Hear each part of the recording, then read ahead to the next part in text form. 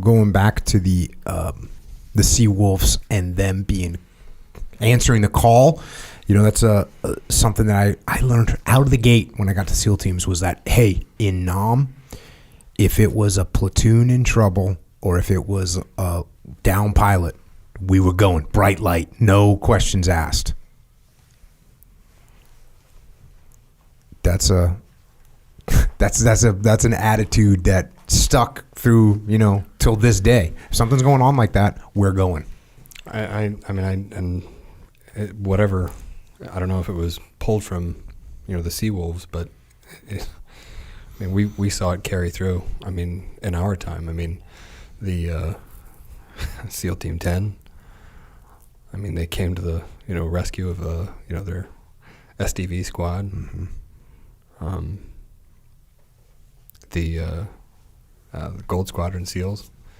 They were on their way to come to the aid of Army Rangers. Yeah. Are they in trouble? Yeah. Is it dangerous? Yep. You gonna go? We sure are. Yep.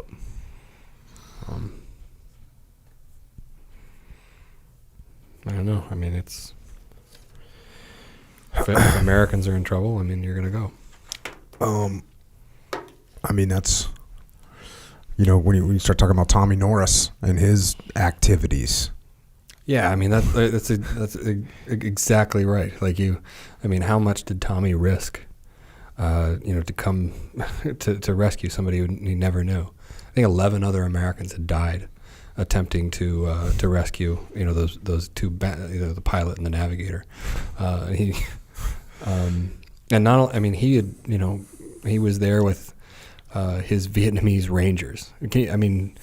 The thing that never, ceases to amaze me is the fact that the SEAL teams were the recipient of all of that accumulated knowledge, of all that legacy, Darby's legacy and the Cabanatuan legacy and the Pointe du Hoc, all that knowledge got compressed into the Ranger School, and there are no Rangers.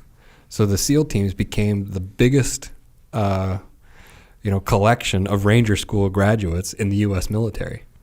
And then, not only, is there that connection with Tommy Norris, leading Vietnamese Rangers, but the SEALs at the 7th Platoon SEALs during the Tet Offensive at Me Too, Bob Gallagher leads a squad of SEALs, through the streets of Me Too to help call in airstrikes for the stranded Vietnamese SEALs or Vietnamese Rangers.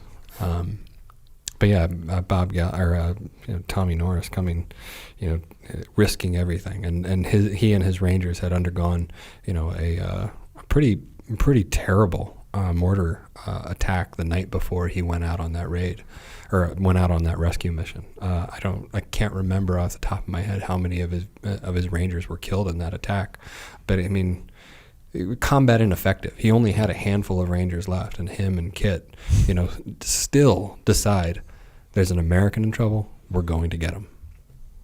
It's just remarkable to me. He goes out and talking to.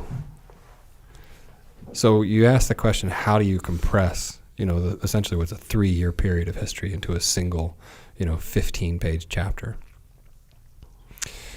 And, you have two of, the most, iconic SEAL missions of the war that occurred during this period, or not two, but multiple. You've got, Bob Carey's mission, you've got Tommy Norris's mission, you've got Thornton's mission to rescue Norris. At some point I had the idea, I can't cover all of that. And it's not necessarily, it's not outside the scope of what I was doing, but it's redundant to what I've already shown. So I don't need to do that. But I do want to cover it and pay it a nod, or, describe it in a way that other folks probably haven't. And I had read, the books on Tommy and Mike Thornton, and I'd read the book on Tommy rescuing, or the most recent books on those events. And the things that I noticed that they didn't cover were the Medal of Honor ceremonies for each event. And I thought, wouldn't that be an interesting way to, wrap up the book with this, with Tommy Norris's Medal of Honor ceremony? Because Mike Thornton's Medal of Honor ceremony happened several years earlier. Tommy's doesn't happen until 1976. Vietnam War is over. Fall of Saigon has happened. You can capture all of this here, this history that's happened if you use that moment as a vehicle.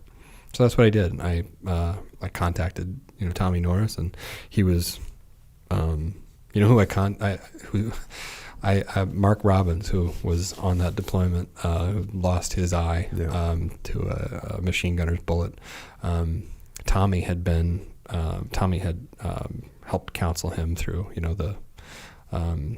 losing the eye, and so Mark had Tommy's phone number. So I just cold called him one day, got him on the phone, and had a kind of a series of talks with him. But I mean, he just couldn't have been just a more accessible, more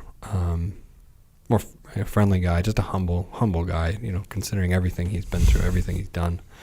And what was funny is he always, he didn't minimize what he did minimize what he did, but he also was so proud of his post-war career in the FBI. Mm-hmm. He had this in addition to his SEAL career, he had this legendary FBI career. He was a undercover agent.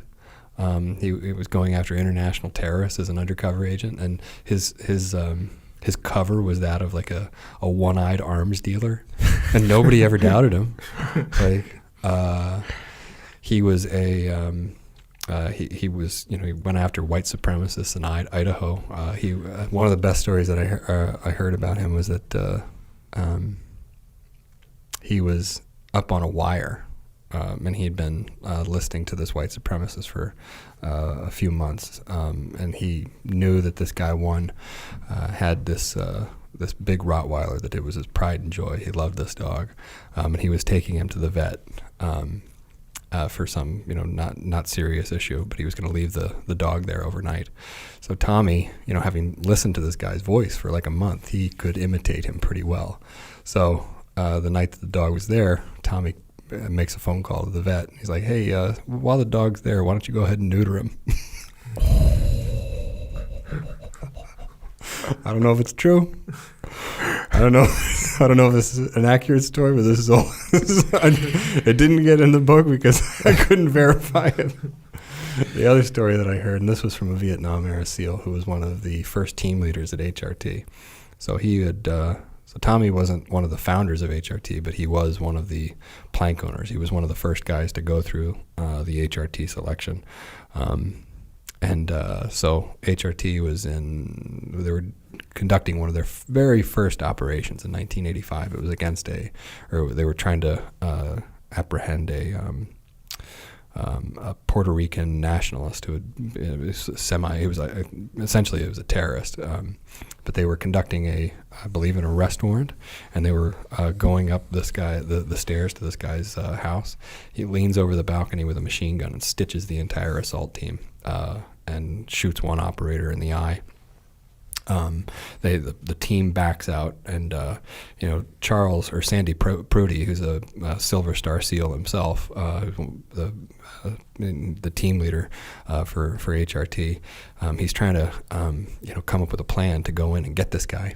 Tommy comes running up to Sandy. He goes, "Sandy, I got a plan to get this guy." He's like, "All right, Tommy, what's the plan? How about I run upstairs and kill him?"